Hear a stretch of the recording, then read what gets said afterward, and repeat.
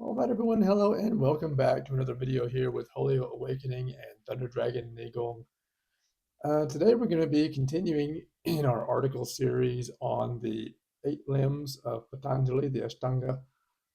Today we're going to be looking at the second limb, the Niyama. Last time we looked at the Yama, the first limb. Today we're going to be looking at the second limb. As usual, before we jump into this, before we begin, make sure that you like, subscribe, hit notifications, whatever is applicable, depending on where you're watching this, so that you can be notified and updated on all of our educational content here. And be sure to check out the website for classes, courses, consultations, and all that good stuff as well. So, all right, here we are with the second limb. Now, we've been doing this series essentially to talk about the importance of adding depth to your practice. Of course, we're focusing primarily on taichi, Qigong, Neigong, the Chinese alchemical practices, and internal martial arts. But there is a lot of overlap, of course, with yogic philosophy. And since yoga is so much more well known in the West and the 8 limbs are so familiar to many practitioners, we're using them as sort of as an example of some of these concepts that we're trying to implement into our practice. We want to be mindful of going beyond just the mere physical movements and really in the depth of the benefits and the power that can be attained and the life-changing uh, qualities that are within these spiritual concepts. So, to begin here, the second limb, Niyama and the architecture of the inner life. In our last article of this series, we explored Yama, the first limb of the Eightfold Path, outlined in the Yoga Sutras of Patanjali, and saw how ethical restraint forms the outer foundation of authentic internal cultivation. Again, as we discussed before, true internal cultivation cannot take place until we have disciplined ourselves. Without discipline, we cannot progress in the true practice.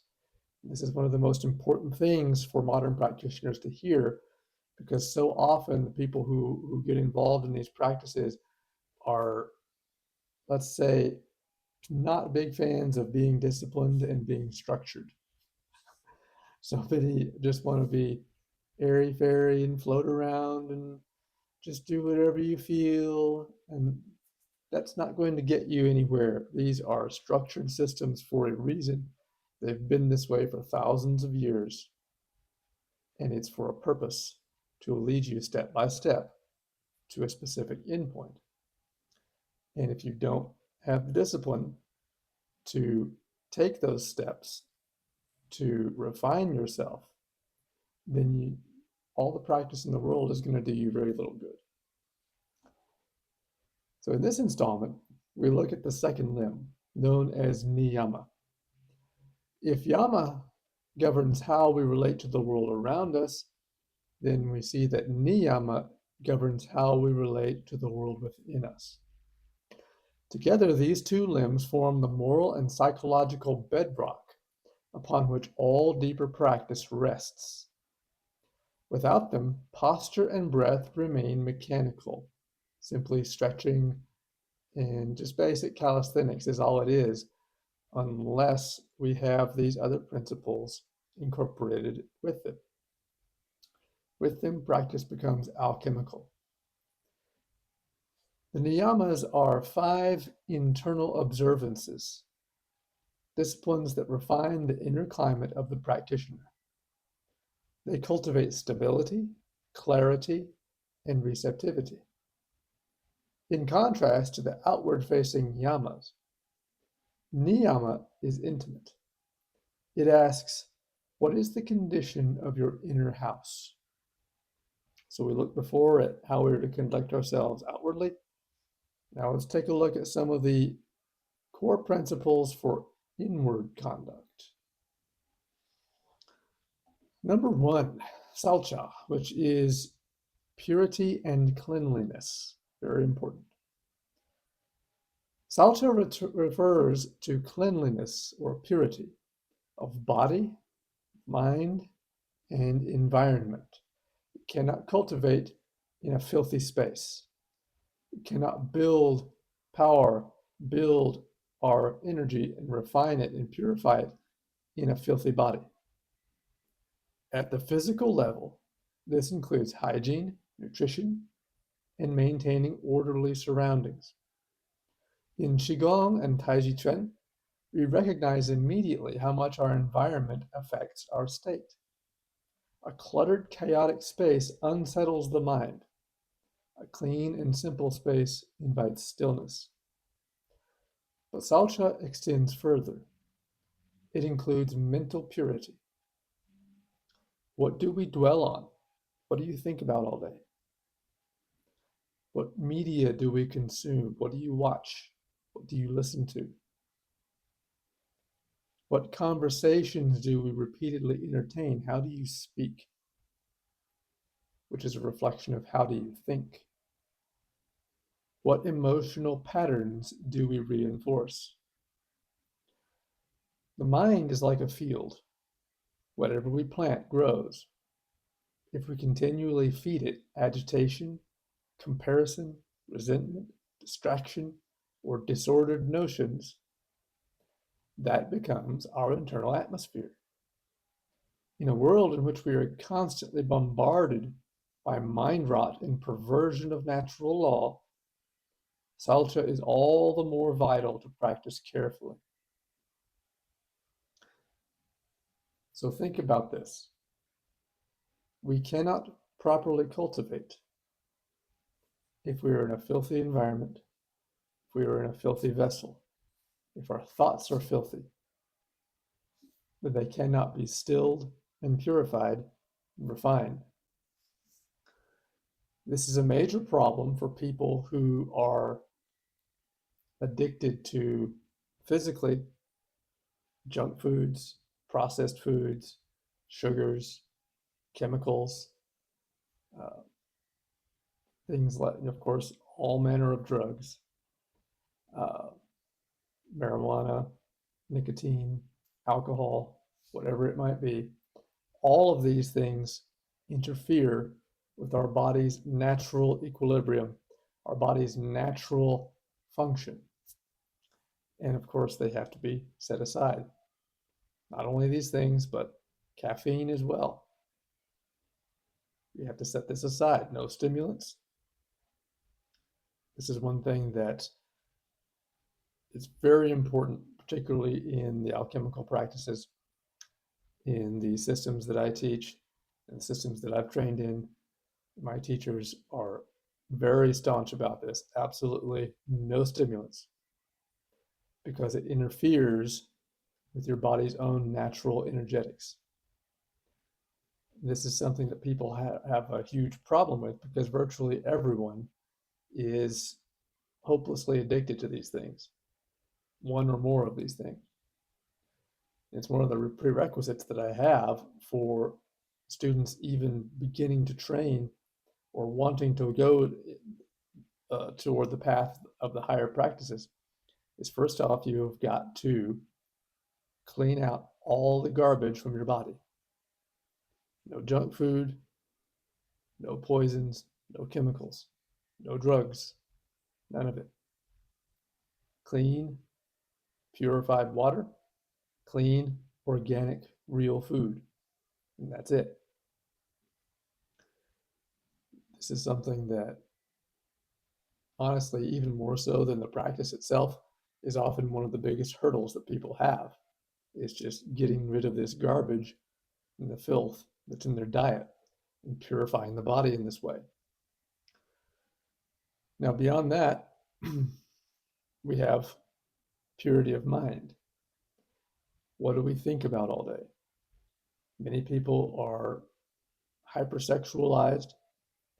They are hyper agitated, constantly looking for things to be offended by, to be aroused by, to be angry at, to be fearful of, this constant dopamine cycle of being stimulated by something.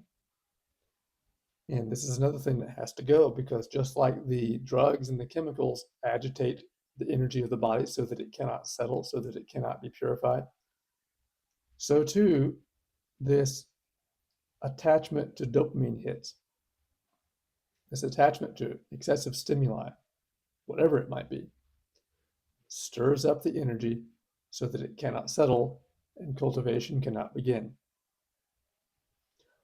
As an example of this, one of the more popular things that people like to talk about in alchemical practices is this idea of celibacy and remaining the semen retention, remaining chaste in this way, so that you can guide the energy, use the energy, and guide it back up for practice. Well, the fact of the matter is that doesn't do anything in and of itself unless you're also controlling your mind. It is the mind that stirs the feelings, stirs the desires, that stirs the chi. When the chi is disturbed, it cannot settle, it cannot be cultivated. So simply avoiding sexual relations or avoiding masturbation does nothing for your practice unless you are also maintaining a pure mind that is focused on the practice and not sexually aroused. What we want to do is separate the yang from the yin. The actual physical fluid is the yin aspect, and the body replenishes that normally simply when you eat and drink and sleep.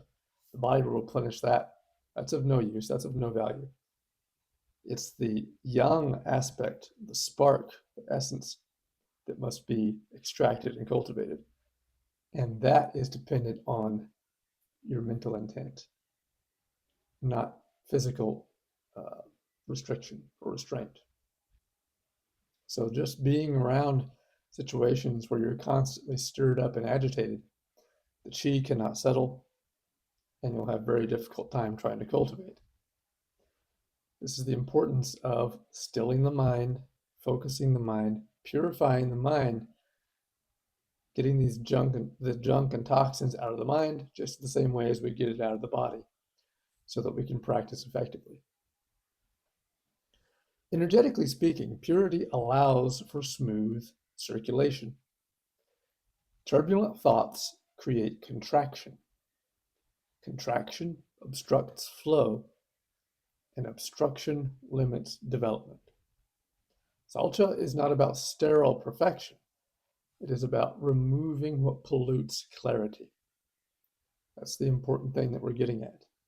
We want to eliminate these things that are clouding our ability to see clearly, to focus clearly, and to do the work. Number 2, santosha, contentment. Santosha means contentment, the cultivation of inner peace independent of external conditions. This principle directly challenges modern conditioning. We are trained to seek fulfillment through acquisition and through external validation. Look at me, acknowledge me, notice me, validate me. Look at what I am, what I represent. All of that, as I've said before, and I'll say it again, is an obstruction to the path. We are trained to seek fulfillment through acquisition and external validation. More success, more recognition, more experience. Yet contentment does not arise from accumulation. For the internal cultivator, dissatisfaction is a subtle but powerful disturbance. If we are constantly striving anxiously for results, more sensation, again, chasing the dopamine, more advancement, more acknowledgement, Our nervous system never settles. If our energy cannot settle, it cannot be developed effectively. You see a pattern here.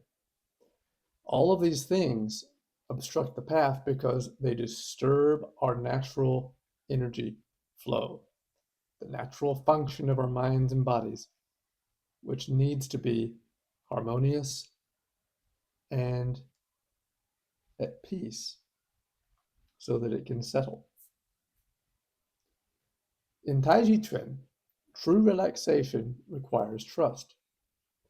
In Qigong, internal listening requires quiet satisfaction with simplicity. Santosha does not mean passivity or lack of ambition. It means peace in the present moment, while still engaging in disciplined effort. Paradoxically, progress accelerates when grasping ceases. You actually progress more and achieve more when you stop trying so hard and you stop clinging to things. This is the essence of non-attachment. We relinquish attachment to all things in life so that we can actually enjoy them as they were meant to be enjoyed. Number 3, tapas, the disciplined fire. Tapas is often translated as discipline, austerity, or heat. It is the inner fire that fuels transformation. If Saucha clears the field and Santosha stabilizes it, then tapas energizes it.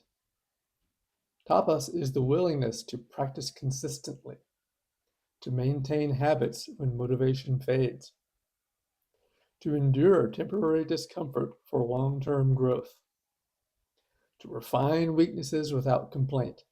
Really, we can look at this as the fire of your willpower, your focus, your determination to see it through, to stay the course, to accomplish what you've set out to do without getting distracted or quitting or falling away. In Taoist internal alchemy, transformation requires sustained heat, the steady refinement of Jing to Qi, Qi to Shin. Without disciplined effort, potential remains dormant. Tapas is not aggression. It's not forcing. It is sustained, intelligent effort, guided by clarity. It requires the steady determination to continue the daily work. This is where people have often struggle. It's easy to get excited and jump out in the first beginning, but when it becomes daily habit, daily ritual, that's where people struggle and fall away and let themselves get distracted. Tapas is the fire of will that stays the course, continues the path, regardless of what our emotional state might be like. It's another important thing because our modern society is so bent on emotions. Everything is guided by emotion. We don't think anymore, we emote. And this is a recipe for disaster because the emotions are like a roller coaster. The emotions are the water, they're the waves, they're flowing here and there, and they're never the same from one day to the next. What we want is steady fire of discipline so that we can continue doing what needs to be done regardless of how we feel about it. Without tapas, practice remains casual. With it, practice deepens steadily. Number 4, svadhyaya, self-study. Svadhyaya means self-study or self-reflection. Traditionally, it also includes study of sacred texts and teachings that illuminate our deeper nature. For the internal arts practitioner, this is indispensable. We cannot remain ignorant of our own inner workings, as are the masses of the world today. We cannot remain ignorant of the workings of our physical body, of the workings of our mind, the workings of our spirit. We have to understand these things so that we know how to work with them and how to improve them, how to refine them, how to cultivate them. If we are ignorant of these things, we will make no progress. We must become acutely aware of every detail, the things that motivate us and the things that trigger reactions. Every imbalance must be brought to conscious light. I'm reminded always of uh, the quote from Carl Jung, where he said, "We must make the unconscious conscious, or it will direct our lives and we will call it fate." And this is so obvious around us that people who are just driven by their unconscious emotions, they do stupid things, they get in trouble, they make bad decisions in life, they never progress, they never accomplish anything, they're always distracted, always sidetracked, and they don't know why. They don't know why because they don't examine themselves. They don't study themselves. They don't study the texts, study the scriptures, study the ancient wisdom, so that they can come to know and to understand why they are feeling the way they feel, why they are behaving the way they behave, what things around them are stimulating them to do certain things, to behave certain ways, to be certain ways, and why they are reacting in that way to that stimuli. When we understand all of this, then we retake control of our lives and we can guide and set the course for our life. This can't be done if we're ignorant of these things. External correction from a teacher is valuable, but internal observation is essential. We must learn to study our reactions. Why does that make me feel this way? Study our emotional triggers. Study our motivations. Why do I want to do this? Study our habits. Why do I do these things every day? Study our posture under stress. Notice how your breath and how your posture change and react to your different emotional states. Notice our breath during difficulty. Standing meditation becomes a laboratory for svadhyaya, and so does daily life. Standing practices where we stand for lengthy periods of time and we scan through the body, we scan through the mind, notice all these little blockages, all these little things that are sending us off balance, and we work to correct them. We ask, why do I react defensively? Why does impatience arise? Where does pride appear? Where do I collapse inwardly? Without self-study, blind spots persist. With it, awareness gradually penetrates deeper layers of conditioning. True self-study is not self-criticism. It is clear observation without distortion. It is vital for our practice. And number 5, Ishvara Pranidhana, surrender to the higher. The final Niyama, Ishvara Pranidhana, refers to surrender or devotion, dedicating one's efforts to something greater than the individual ego. The language differs across traditions. In yoga, we surrender to the divine. In Taoism, alignment with the Tao, with the natural law, natural order.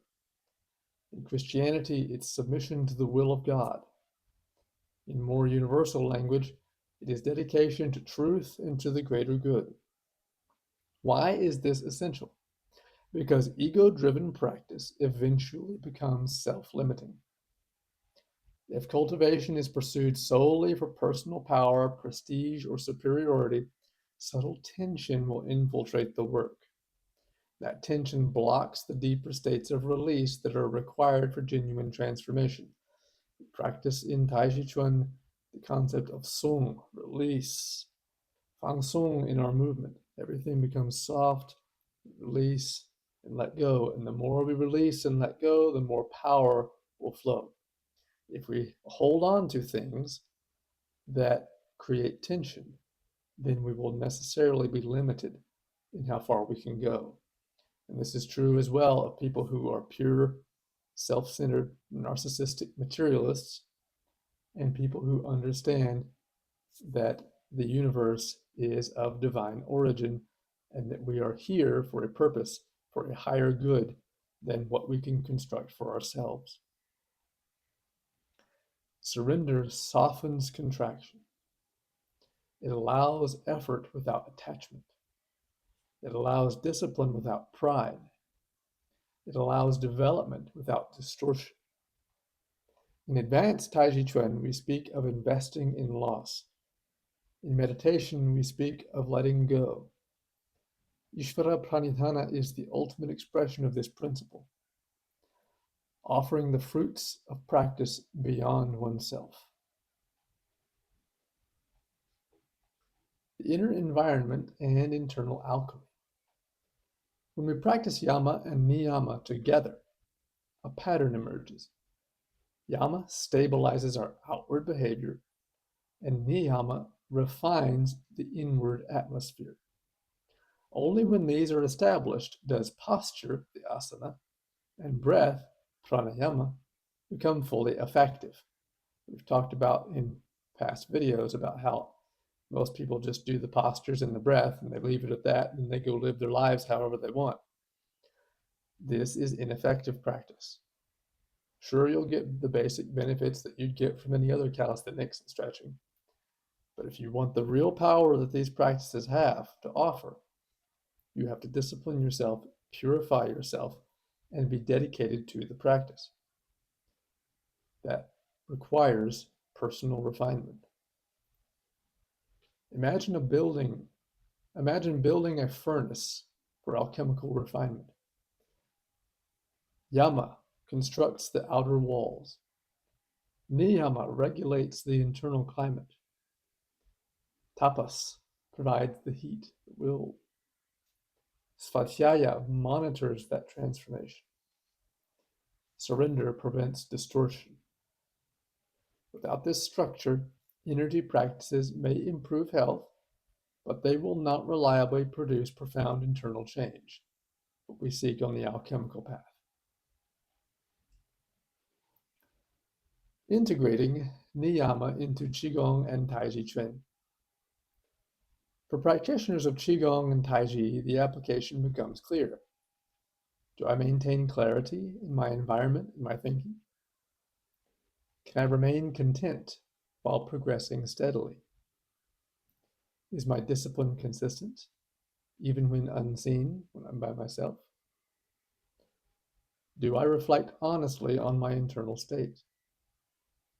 Do I practice for alignment with something greater than ego? If so, Niyama is active.